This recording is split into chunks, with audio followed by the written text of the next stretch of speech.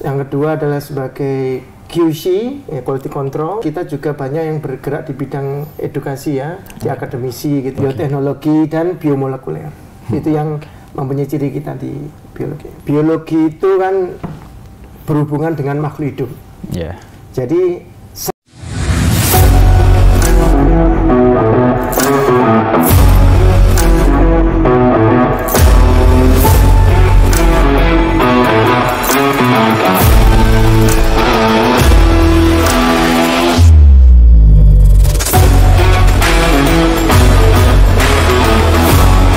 Assalamualaikum warahmatullahi wabarakatuh. Halo Sobat Bitalk dimanapun kalian berada. Welcome back to Bitalk, aka Biologi Talk, tempat ngobrol asik seputar dunia biologi yang pastinya inspiratif dan bikin tambah semangat. Setelah sekian lama, akhirnya kita dapat ketemu lagi. Di episode kali ini kita kembali hadir dengan topik seputar biologi yang pastinya lebih menarik, mendalam, dan informatif. Simak episode kali ini sampai selesai ya, karena aku Mustafa bakal nemenin kalian ngobrol dari awal episode hingga akhir. Dan yang paling spesial, kita kedatangan tamu yang sangat super spesial kali ini, yang punya segudang pengalaman dan yang bakal bikin kalian bilang, wah, aku harus dengerin sampai selesai nih. Oke, langsung saja kita masuk pada segmen yang utama. Baik Sobat Bitalk, kita langsung saja masuk pada segmen yang utama dan pastinya sudah kalian tunggu-tunggu. Karena kali ini kita kedatangan tamu yang sangat istimewa. Beliau merupakan dosen sekaligus sebagai koordinator program studi S1 Biologi. Langsung saja kita sapa Bapak Dr. Sunu Kuncoro MC. Halo Bapak, bagaimana Bapak kabarnya? Alhamdulillah sehat. Ya. Sebelum kita berbincang lebih lanjut, seperti kata pepatah, tak kenal maka tak sayang. Boleh dong Bapak, monggo bisa perkenalan lebih lanjut kepada para penonton. Oke. Ya, alhamdulillah kita ketemu secara podcast di sini. Kita akan mendiskusikan tentang biologi. Perkenalkan, nama saya Sunu Kuncoro. Ya, saat ini sedang bertugas sebagai korprodi biologi. Dan saya harapkan adik-adik yang melihat ini semoga sukses selalu. Oke Bapak, sebelum kita masuk pada topik kita atau masuk dalam segmen pertanyaan-pertanyaan, saya ingin bertanya tentang pendapat Bapak. Bagaimana Bapak, reaksi Bapak atau respon Bapak terhadap topik yang akan kita bahas ini? Karena kan topik yang bakal kita bahas seputar dunia biologi, S1 biologi yang ada di Indonesia. Luar biasa, karena ini merupakan sumber informasi yang utama ya, di mana kita akan kuliah maupun sudah berkuliah dan ingin mengetahui tentang kelanjutan dari perkuliahan ini. Betul, Pak. Oke, Pak. Terima kasih, Bapak. Untuk pertanyaan pertama, dan pasti juga sudah mewakili rasa penasarannya para penonton. Untuk yang pertama, bagaimana Bapak mendeskripsikan profil lulusan ideal dari Prodi S1 Biologi FIPA UNESA? Oke ya, pertama-tama sebelum kita menentukan profil lulusan, kita itu harus mengetahui tentang visi dari Prodi Biologi, di mana kita adalah mempunyai visi untuk mengembangkan ya program studi biologi yang tangguh, adaptif, inovatif dan kolaboratif yang berbasiskan edu-ecopreneurship dan biologi tropis ya, untuk yang mendukung sumber daya alam yang berkelanjutan. Nah, dari situ akan muncul suatu keinginan, yaitu meluluskan dari mahasiswa berdasarkan dari tracer study ya yang sudah ada. Itu kita mendapatkan informasi bahwa profil lulusan kita itu dari sebagai peneliti gitu ya. Yang kedua adalah sebagai QC, quality control. Yang ketiga adalah sebagai wirausaha ya, di mana tidak menutup kemungkinan kita juga banyak yang bergerak di bidang edukasi ya, di akademisi gitu ya, dan beberapa juga yang sebagai kerja di beberapa instansi ya, baik itu yang instansi seperti dinas kehutanan ya, pertanian ya, terus perikanan, ya, kelautan dan seterusnya. Jadi yang berbau biologi, karena biologi itu sangat luas ya, menyangkut makhluk hidup, jadi semuanya bisa masuk. Oke, Pak, benar sekali. Nah, Bapak berbicara soal kelulusan, keterampilan utama apa saja, Pak, yang wajib dimiliki oleh para mahasiswa S1 biologi ini untuk bersaing di dunia kerja maupun akademik? Oke, yang pasti kita harus mempunyai keterampilan ya. Kita JPL itu ada sikap, keterampilan khusus, keterampilan umum, dan satunya adalah satunya itu pengetahuan ada 4. Nah, di mana keterampilan itu adalah utama ya di kita, karena yang diharapkan yang harus ada dalam sistem untuk era digital di depan itu adalah komunikasi ya, kemampuan atau keterampilan berkomunikasi baik lisan maupun tertulis. Itu yang penting untuk kita menginformasikan tentang kemampuan kita dalam mencapaikan ide-ide gitu ya. Bapak. Yang kedua adalah kita harus mampu berpikir secara logis dan adaptif ya.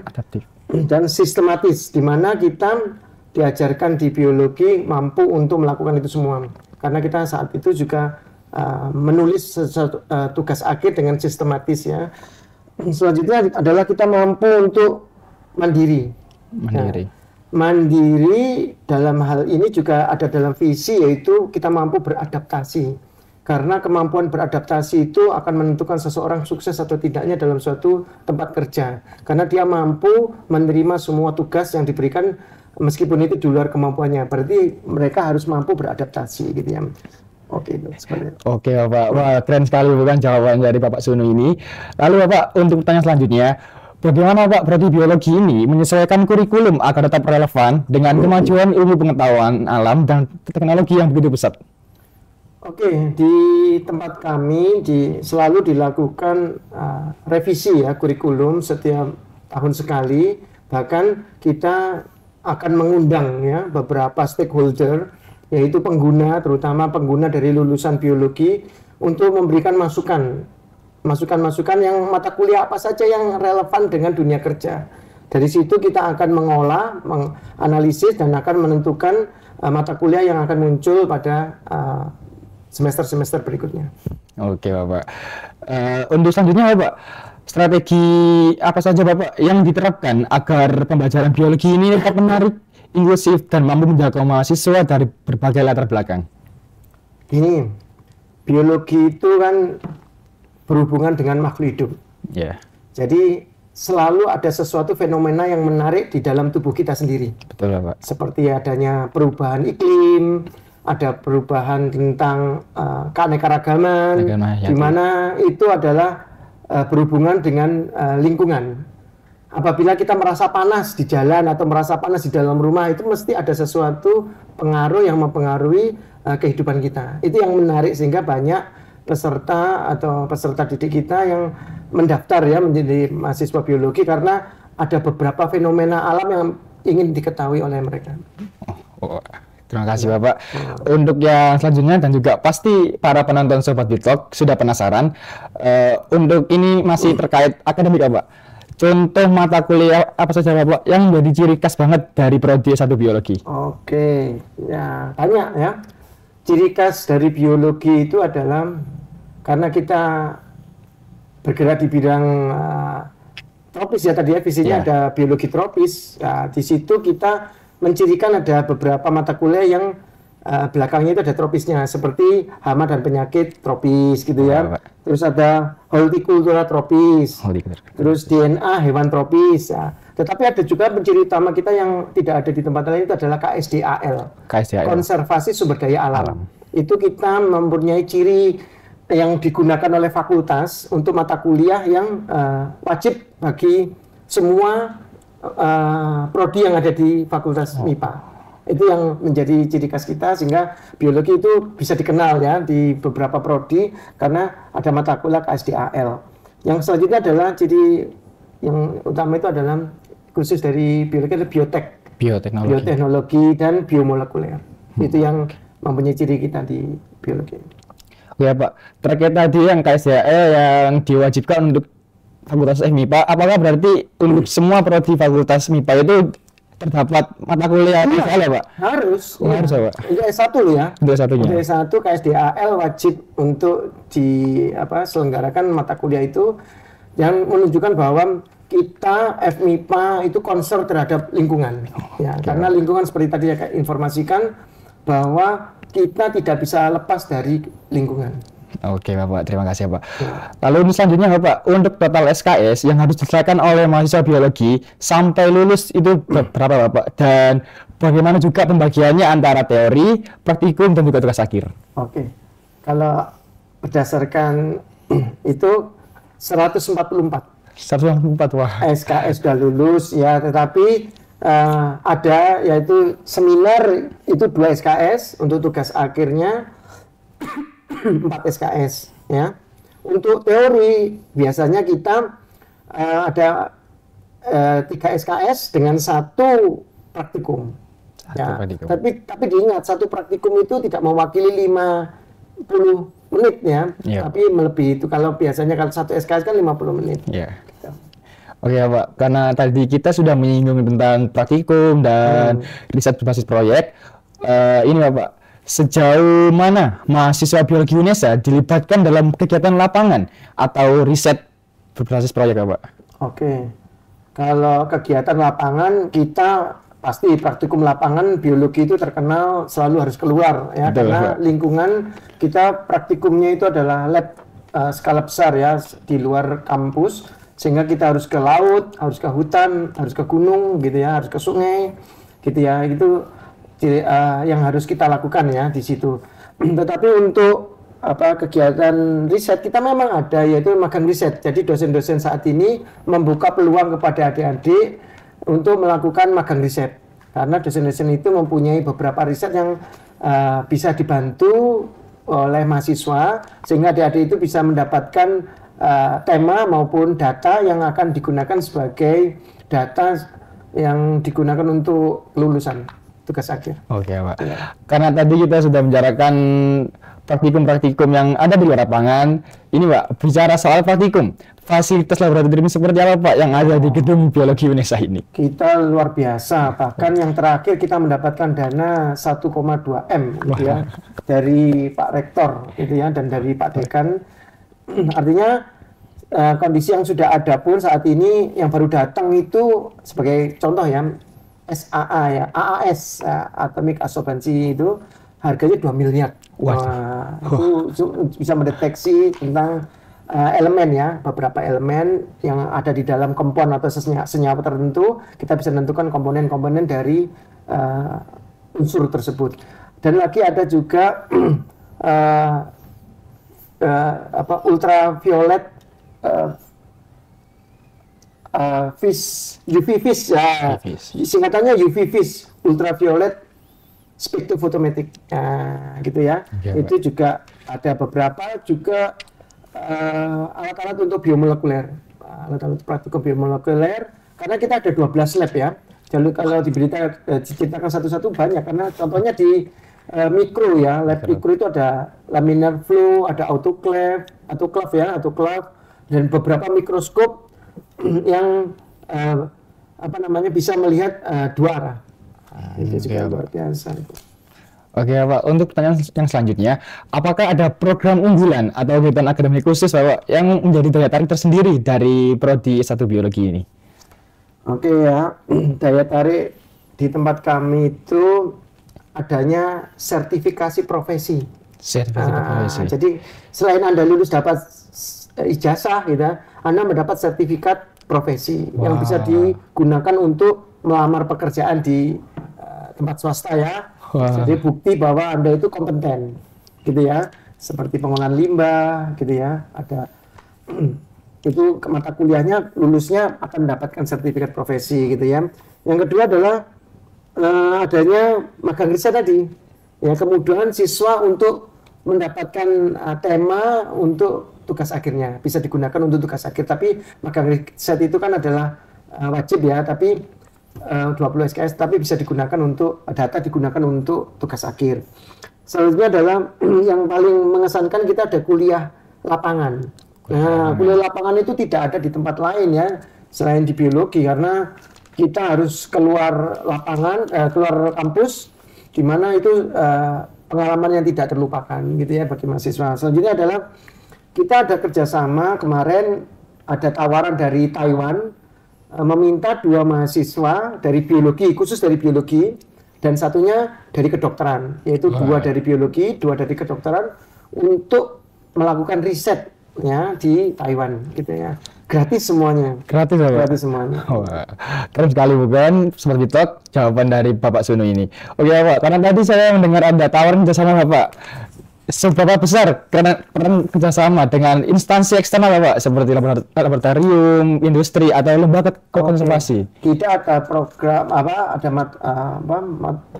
mata kuliah ya MBKM itu yang 12 SKS itu adalah keluar ya magang PKL itu kita sudah sekitar 40 ya, 40 instansi dan negeri maupun swasta yang bisa menampung kita untuk magang di situ.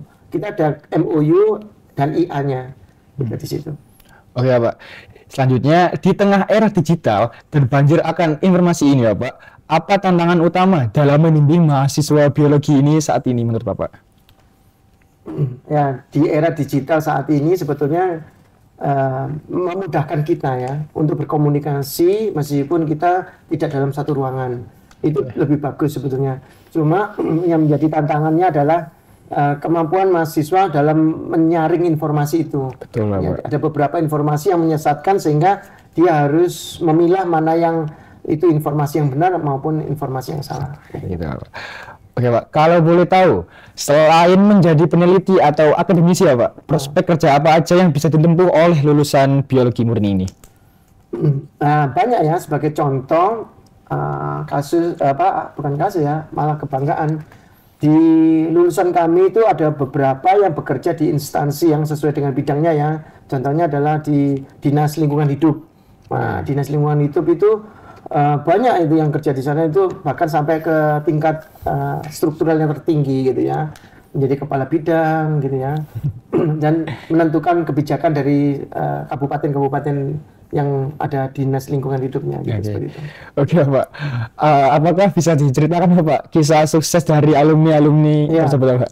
Iya, tadi seperti sebagai contoh kan banyak mahasiswa kami yang menunjukkan hasil ya di bidang biologi ya khususnya ya, sesuai dengan jurusannya prodinya, itu menunjukkan ada yang sebagai penulis buku tentang birds watching ya, ada yang sebagai kerja di pertambangan ya, berhubungan dengan konservasi lahan yang terdampak dari pertambangan, ada beberapa yang bekerja di instansi di dinas-dinas yang berhubungan dengan biologi seperti di Dinas Lingkungan Hidup ya, di Dinas Pertanian, Dinas Peternakan ya, Kehutanan dan Perikanan. Itu banyak yang bekerja di bidang itu. Mereka kebanyakan ada di bidang laboratoriumnya ya, di sebagai penelitinya di dalam instansi tersebut. Oke Pak. Lalu untuk pertanyaan yang terakhir ya Pak, menjelang kedatangan mahasiswa baru angkatan 2025 ini, apakah ada pesan khusus dari Bapak untuk adik-adik yang akan segera bergabung di S1 Biologi UNESA? Oke, untuk adik-adik yang akan bergabung tahun 2025, Anda memilih prodi yang tepat di prodi biologi S1 Biologi karena masa depan akan menanti Anda. Sebagai contoh, di kehidupan ke depan kita akan dijajah oleh teknologi seperti AI ya, Artificial Intelligence, tetapi biologi tetap menjadi yang unggul karena kita membutuhkan kemampuan untuk mengelola lingkungan kita karena yang tidak bisa dibantu oleh AI. Sebagai contoh ya, banyak pemimpin dari Facebook ya ataupun keuangan Bill Gates itu sekarang sudah merambah ke biologi, artinya mereka akan membeli tanah seluas-luasnya untuk konservasi bagi kehidupan manusia yang tidak tergantikan oleh AI. Wah, keren sekali ya Pak. Oke Sobat Bitok, nggak terasa kita udah sampai di penghujung episode yang luar biasa kali ini. Sebelum kita benar pamit, mungkin Bapak Sunu berkenan menyampaikan 1-2 kata-kata lagi untuk Sobat Bitok penonton yang menonton dari awal hingga akhir. Oke. Sebagai motivasi ya mahasiswa, carilah ilmu ya, seluas-luasnya dan sejauh-jauhnya gitu ya untuk kehidupan masa depan Anda. Oke, terima kasih banyak Bapak Suno atas pesan yang penuh inspiratif dan wawasan yang telah diberikan. Nah, Sobat Bitalk, itu dia obrolan kita pada sesi kali ini yang semoga nggak cuma seru, tapi juga membawa banyak insight baru untuk kalian semua. Ingat, belajar itu nggak berhenti di ruang kelas aja. Teruslah belajar, bertanya, dan jangan pernah takut untuk mencoba hal yang baru. Dunia biologi itu luas banget, dan siapa tahu kalian lah calon-calon ilmuwan hebat berikutnya. Jangan lupa ikuti terus episode-episode Bitalk selanjutnya yang bakal hadir dengan topik-topik menarik dan relevan. Pastikan juga kalian selalu update dengan info-info terbaru dari kami lewat Instagram di @hmp_biologi_nanas_merah. Dan terakhir, jangan lupa juga untuk subscribe channel YouTube Biologi Nanas Merah dan aktifkan loncengnya biar nggak ketinggalan konten-konten seru dan edukatif dari kami. Terima kasih banyak Sobat Bitalk atas waktunya. Sampai jumpa di episode berikutnya. Tetap semangat, berkarya, dan jadilah bagian dari perubahan yang positif.